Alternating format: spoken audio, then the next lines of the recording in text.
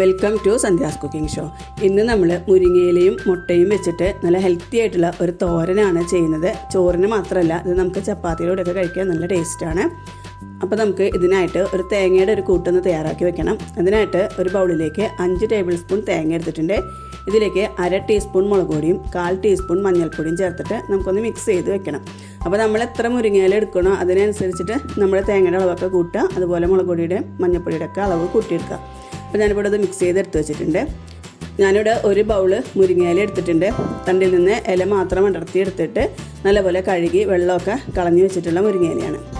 ഒരുപാട് ആരോഗ്യ ഗുണങ്ങളുള്ള ഒരു ഇലക്കറിയാണ് മുരിങ്ങയില. നമ്മുടെ ഭക്ഷണത്തിൽ മുരിങ്ങയില പറ്റാവുന്ന ദിവസങ്ങളിലൊക്കെ ഉൾപ്പെടുത്താനായിട്ട് ശ്രദ്ധിക്കുക.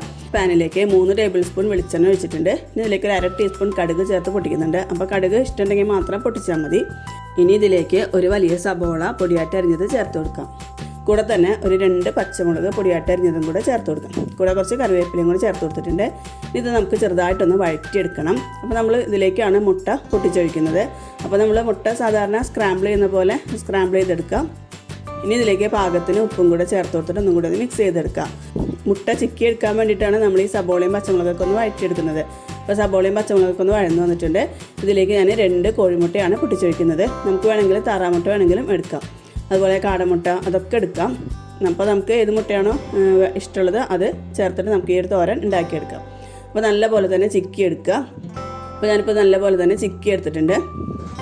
ഓർമ്മശക്തി വർദ്ധിക്കാനും അതുപോലെ തന്നെ രോഗപ്രതിരോധ ശേഷി കൂട്ടാനും മുരിങ്ങയില കഴിക്കുന്നത് നല്ലതാണ്. ഇനി നമുക്കിതിലേക്ക് മുരിങ്ങയില ചേർത്ത് കൊടുക്കാം.